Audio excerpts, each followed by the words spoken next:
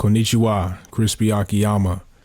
If you're an engineer in 2025, you're more than likely recording and working on 2 tracks for the most part, right? Unless you're a producer or your artist is working close with the producer.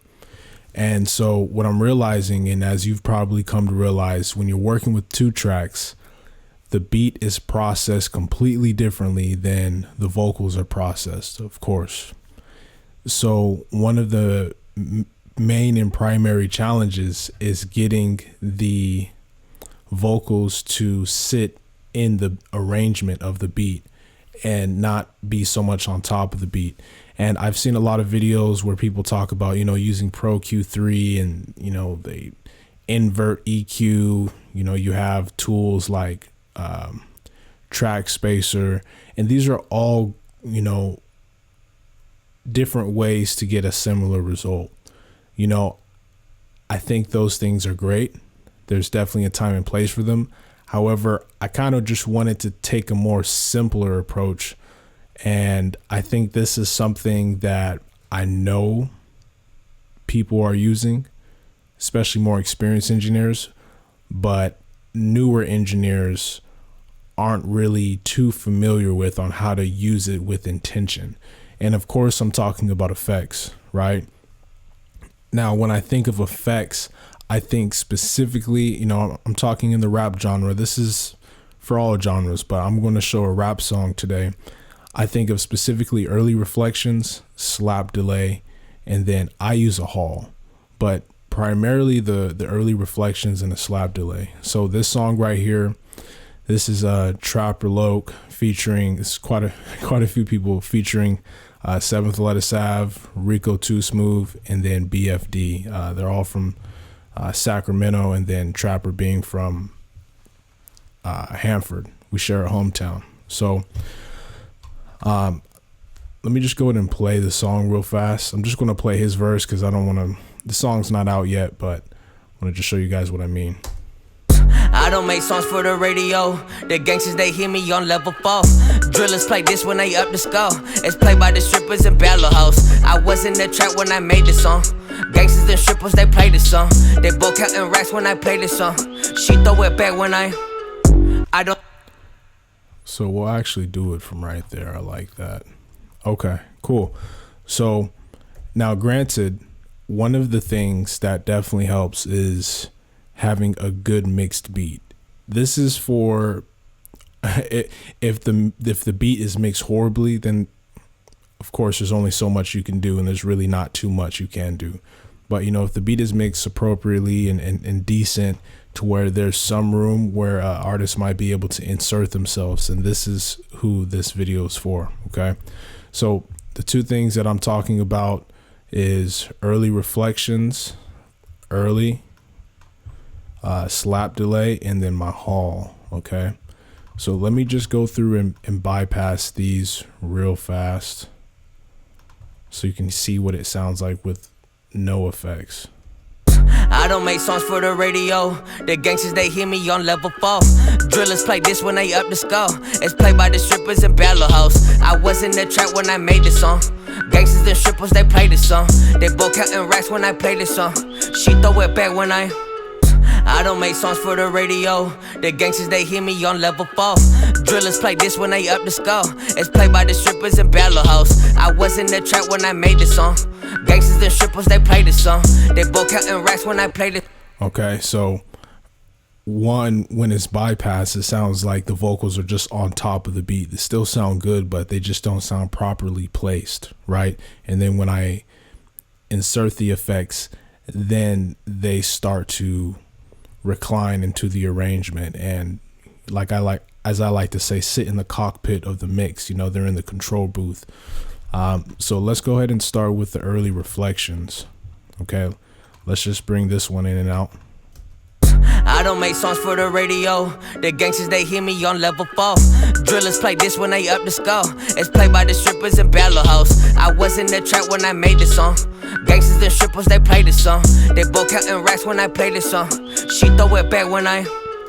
Okay, so early reflections, they, in a sense, without getting too technical, they help create a space around the vocals, right? Now all effects do this, but when I think of early reflection specifically, I think of creating almost like a aura around the vocals, okay, where they just have this beam of close proximity around them, and by doing that, it allows it to create some dimension.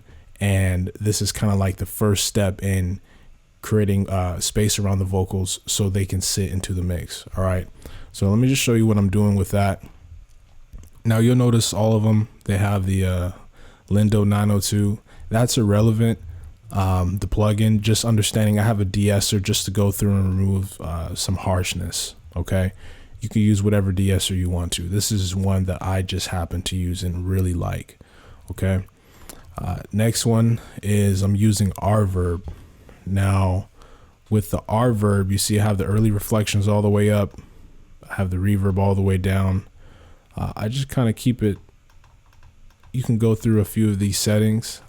I liked the Hall 1, it's what it opened up with, and now there's different variations with this too, and let me go through and I'll play through the variations, and let me turn this up too so you guys can kind of hear it. I don't make songs for the radio. The gangsters, they hear me on level 4. Drillers play this when they up the score. It's played by the strippers and battle hoes. I was in the trap when I made this song. Gangsters and strippers, they play this song. They both counting racks when I play this song. She throw it back when I don't make songs for the radio. The gangsters, they hear me on level 4. Drillers play this when they up the score. It's played by the strippers and battle hoes. I was in the trap when I... Okay, so when I'm going through these variations, 6 just sounded the most natural, and it had a little bit more presence to it, so that's the one that I went for.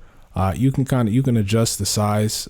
Typically I'm going for something a little bit smaller with the size right here, because again, the whole objective isn't to make it sound like I'm in a huge room or a huge hall or a cathedral. We're just looking to create a sense of aura, a sense of glow and space around the vocals, and so this is why I went with this. All right, and then I didn't even touch this stuff, honestly. I don't make songs for the radio. Okay, so it honestly, if you want, you could probably steal these settings and it will be a great starting place.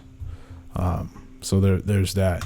Now I think a really big thing after the fact is going through and actually tailoring your effects. Once I started doing that, it made a leap and bounds different in the end result that I was able to accomplish. And that's because, you know, it's like getting a nice suit. Okay, it's like, cool, you have an Armani suit, you got a Versace suit, but the suit itself is only half of it. The half of the presentation, the second half of it is getting the suit tailored towards your specific body and shape. Okay, and so having the effects there is part of it, but now it's about tailoring them and sculpting them to be a perfect fit for what you're trying to accomplish. All right, so now reverb, they have this little filter here, but forget that, right? So I like pulling up a channel strip. Now, I mean, you could use Pro Q3 and then Pro C2 and stuff like that. I just wanted something that was just kind of all in one. I like the 4000 because it adds some character, but it's really not like crazy, you know, especially on how I'm using it. I'm just using the filters to go through, clean it up. Now this is the Plugin Alliance one. You can use that. You can use the Waves one. You can use another channel strip. Okay, it doesn't matter what channel. Well, it does, but I'm using this because I like the sound of it, and more than even the sound of it, I like the ease of use. Everything is in one place. All right. So if you want to try a Neve channel strip, go for it. Whatever channel strip you have. If you're using Pro Tools and you want to use a stock Pro Tools one, hey, do your thug this one. All right. So I'm going through and I'm filtering some of the low end out. I'm filtering quite a bit of the high end out, and I'm compressing it to add some density, and then I'm adding a little bit of top end. So let me just show you guys what this sounds like before and after this, and then I'll break it down specifically. I don't make songs for the radio. The gangsters, they hear me on level 4. Drillers play this when they up the score. It's played by the strippers in Battle House. I was in the trap when I made this song. Gangsters and strippers, they play this song. They both counting racks when I play this song. She throw it back when I don't make songs for the radio. The gangsters, they hear me on level 4. Drillers play this when they up the score. It's played by the strippers in Battle House. I was in the trap when I made this song. Gangsters and strippers, they play this song. They both counting racks when I play this song. Okay, so you can hear what I'm doing is I'm just trying to create a more dense sound, right? So removing some of the low end that I don't need, removing some of the high end I don't need. And then, with the SSL, there's this trick that you can use where if you push the threshold all the way to the right, so 0.25. So if you push the threshold, this is how it starts, right? Now, a lot of times people might set their ratio how they want it, right? Let's say like a 2-to-1, and then they'll adjust the threshold. I don't make songs for the radio. The gangsters, they hear me on level 4. Drillers play this when they up. And they'll get their idea amount of compression. I just find myself using the SSL compressor more like this. I adjust the threshold all the way, and then I just I like a fast attack on my effects. I like just going through and pushing the ratio up until the lights start moving. I don't make songs for the radio. The gangsters, they hear me on level 4. Drillers play this when they up the score. It's played by the strippers in Battle House. I wasn't right, and then I just adjust release right here because that's what it sounded good. I don't make songs for the radio. The gangsters, they hear me on level 4. Drillers play this one. All right, and then so what I'm doing right here with the EQ is I'm removing some more of that 4K with a kind of a sharper Q. Just remove some harshness, so it's smoothing things out. But then after I'm removing some of that, I'm boosting around 5.1. Okay, this is a shelf. And this is just to bring some articulation. So I'm able to bring some clarity and articulation without the harshness. And then also because I have the shelf at 6.1, it's like it's only boosting really from 5K to 6.1K, for the most part. So one more time before and after. I don't make songs for the radio. The gangsters, they hear me on level 4. Drillers play this when they up the score. It's played by the strippers in Battle House. I was in the trap when I made this song. Gangsters and strippers, they play this song. They both counting racks when I play this song. She throw it back when I. All right, so that's what I'm doing with the early reflections. All right, now it's pretty much the same exact thing with the slap delay. Okay, so I'm not going to go through. The EQ moves are a little bit different. The compression is the same, but what I want to go through and show you is what I'm actually doing with the Valhalla delay. All right, so let's bring that one in and out now. I don't make songs for the radio. The gangsters, they hear me on level 4. Drillers play this when they up the score. It's played by the strippers in Battle House. I was in the trap when I made this song. Gangsters and strippers, they play this song. They both counting racks when I play this song. She throw it back when I. Okay, so what I imagine early reflections to do is to just create that initial space, and then Valhalla or the slap delay is like to take it a step further, right? So basically when I think of slap delay, slap delay is basically just like a really fast delay that I don't want to say oscillates, but just a really fast and quick delay that adds a sense of extra space and extra presence, right? So with the Valhalla delay, what I like doing is I like setting it on ping pong. And then how I got these numbers, if you just go to, I love Valhalla delay for this. So I'm already, this is the tempo 116. So what I just do is I go to 164, the fastest time. And then when you switch it to milliseconds, it automatically gives you the timing in general. So then I'll keep one at the original timing, and then I'll just like boost one up a little bit like that, just so that there's some difference in the timing, right? I didn't really do any ducking for real. I think I was just playing with the number. Oh, no, actually, no. So the feedback is very intentional.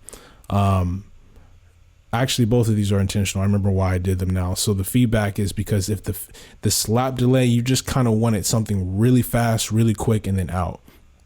the feedback naturally is at 70 on the Valhalla delay. So I remember it was like starting to like wash out the vocal. And when I add the slap delay, I'm trying to create an additional sense of space so the vocals have more room and more space and to articulate themselves with clarity. And so if you have too much of that slap delay just kind of floating but can't really be understood, you know, it just starts clouding things up. And then I put the ducking in here just a little bit to almost kind of like a pre-delay type of thing, you know, but nothing crazy with that. And then with this, I went through and filtered, and then same thing. This is also one thing I like to do on the 4000 channel. I boost the gain up, especially on effects. I boost the gain up -10 or +10, and then I drop it -10, just so I'm able to get some more reaction and more voltage going through the channel. So now let's just go through and play, remove both of these real fast, see what that sounds like. I don't make songs for the radio. The gangsters, they hear me on level 4. Drillers play this when they up the score. It's played by the strippers in Battle House. I was in the trap when I made this song. Gangsters and strippers, they play this song. They both counting racks when I play this song. She throw it back when I don't make songs for the radio. The gangsters, they hear me on level 4. Drillers play this when they up the score. It's played by the strippers in Battle House. I was in the trap when I made this song. Gangsters and strippers, they play this song. They both counting racks when I play this song. She throw it back when I don't make songs for the radio. The gangsters, they hear me on level 4. See, like right around -12, I can hear it. So this is an effect that you want. Well, typically what I'm going for is I don't want to hear it, I want to feel it. But it is a creative effect, so if you are going for that sound, then you know you can have it up a little louder, do as you please. Me specifically, I was just going for it to be more felt, not heard. So I don't make songs for the radio. The gangsters, they hear me on level 4. Drillers play this when they up the score. It's played by the strippers in Battle House. I was in the trap when I made this song. Gangsters and strippers, they play this song. They both counting racks when I play this song. She throw it back when Right. Okay. I love that. And then last one is the haul. I mean, now most of the times rap vocals, if you really just go through and do these, you're going to be in the game, you know, because you already hear like the sense of space that we have with just these two is top tier, right? Now haul is just something to, again, just my whole idea is how much in the arrangement can I get the vocals to sit while still sounding powerful? And it's a contradiction, but how far can I get them to relax into the stereo field while still sounding forward and up front, right? In other words, how far can I get them to sit inside the beat while still being at the forefront of people's attention, right? And a lot of that has to do with how you process the vocals too. All right. Which I'll do in another video. So now let's play with the haul, in and out. I don't make songs for the radio. The gangsters, they hear me on level 4. Drillers play this when they up the score. It's played by the strippers in Battle House. I was in the trap when I made this song. Gangsters and strippers, they play this song. They both counting racks when I play this song.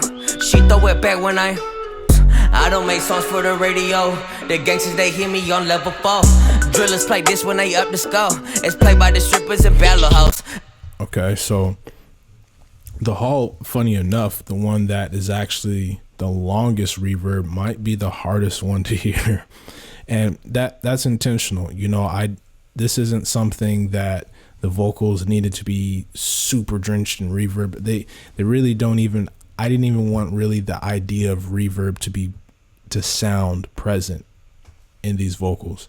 But I noticed having a little bit of a hall reverb or a longer, I don't know if you would consider this longer, maybe medium reverb. But yeah, I noticed doing that and just kind of having it turned down low the same way you would do like the slap delay. It adds some of the body from the delay. It allows you to have some of that space, occupy some of that space without sounding washed out. So how did I get to these settings? One of the first things that I do is well, this is a preset for one. Let's see, halls. Cool. So this is how it opened up, just like this. So what I go through and do, I turn the reverb all the way up.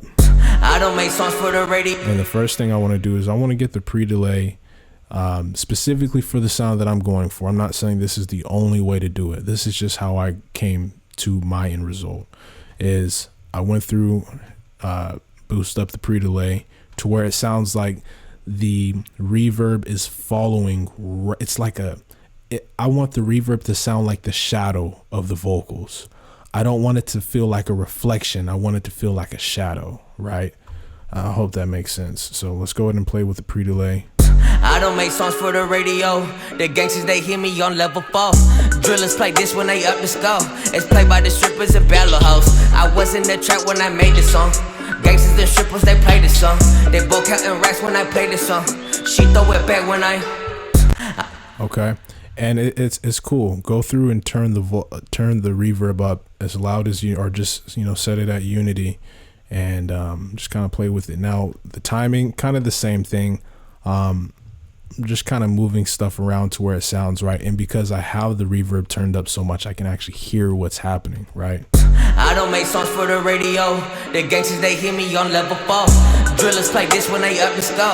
It's played by the strippers and battle hoes. I was in the trap when I made this song. Gangsters, the strippers, they play this song. They both counting racks when I... Basically, when they play this song, like, I almost want that reverb to end right before he starts his next sentence. So that's kind of what I'm going for based off of the flow of how he's rapping. So like, listen to the reverb kind of like when it starts, like when it tails off versus when the next line is being said. Oops. I don't make songs for the radio. The gangsters, they hear me on level 4. Drillers play this when they up the score. It's played by the strippers and battle hoes. I was... Okay. And so now if I want to tighten that, I'm going to just remove some high end. The more high end, the darker it is, the further away it sounds. The brighter it is, the more closer it sounds. So just listen to the positioning of it as I remove this high end from it. I don't make songs for the radio. The gangsters, they hear me on level 4. Drillers play this when they up the score. It's played by the strippers and battle hoes. I was in the trap when I made this song. Gangsters, the strippers, they play this song. They both counting racks when I play this song. She throw it back when I don't make songs for the radio. The gangsters, they hear me on level 4. Drillers play this when they up the score. It's played by the strippers and battle hoes. I was in the trap when I made this song. Gangsters, the strippers, they play this song. They both counting racks when I play this song. She throw it back when I don't make songs for the radio. The gangsters, they hear me on level 4. Okay. So might do something like that. Now, granted, it's still up super high, so let's bring it back down. I don't make songs. Right, let's see what the console is doing right here. So you can see I was taking away some high end on this one, and then even a little bit of low end at that 200. I don't make songs for the radio. The gangsters, they hear me on level 4. Drillers play this when they up the score. It's played by the strippers and battle hoes. And let me say this too, specifically on the 4000E, I liked using the faster attack because I wanted to catch on some of those transients quicker. And by doing that and having a slower release, it's helping just kind of push it a little bit further back. If you're kind of hip to compression, faster attack, longer release will typically push something further back into the arrangement because you're catching more of the transient, and then you're and just how the release time is manipulating the rest of the waveform. So now let's go ahead and bring that back down. I think we had it like -18. I don't make songs for the radio. The gangsters, they hear me on level 4. Drillers play this when they up the score. It's played by the strippers and battle hoes. I was in the trap when I made this song. Gangsters, the strippers, they play this song. They both counting racks when I play this song. She throw it back when I don't make songs for the radio. It's a very subtle thing, but if you have headphones or if you're in a great listening environment, you'll be able to tell what's going on. So let's do it one more time before and after, and then we'll wrap this up. I don't make songs for the radio. The gangsters, they hear me on level 4. Drillers play this when they up the score. It's played by the strippers and battle hoes. I was in the trap when I made this song. Gangsters and strippers, they play this song. They both counting racks when I play this song. She throw it back when I... Right? Oh, and then I'd even describe Pro C2 is basically just doing like some ducking. I don't make songs for the radio. The gangsters, they hear me on level 4. Drillers play this when they up the score. It's played by the strippers and battle hoes. I was in the trap when I made this song. Yeah, so that's what Pro C2 is doing. It's just doing some ducking stuff. But yeah, guys, that is how I use effects to help my vocals sit into a 2-track beat. And like I said, if you're an engineer and if you're a recording engineer in 2025, or even a mixing engineer too, you're probably doing this. You're probably having to work with 2-track beats. If you're a recording engineer, you're probably the one who's on YouTube going to YT to mp3.com, downloading the beat, and recording artists and figuring out how you're going to make something happen. And then when you get into the mixing stage, this is kind of when you have a little bit more time and liberty to test things out. However, these are things that I found out to work for me, specifically when it comes to effects. So the next video that I'll more than likely end up doing is how I process the vocals. How I process the vocals to leverage how my effects are sounding right now, and the effects are able to sound this good because of how I'm processing the vocals. So I'll do that on the next one. If you have any questions, drop a comment, and y'all be good to yourselves. Peace.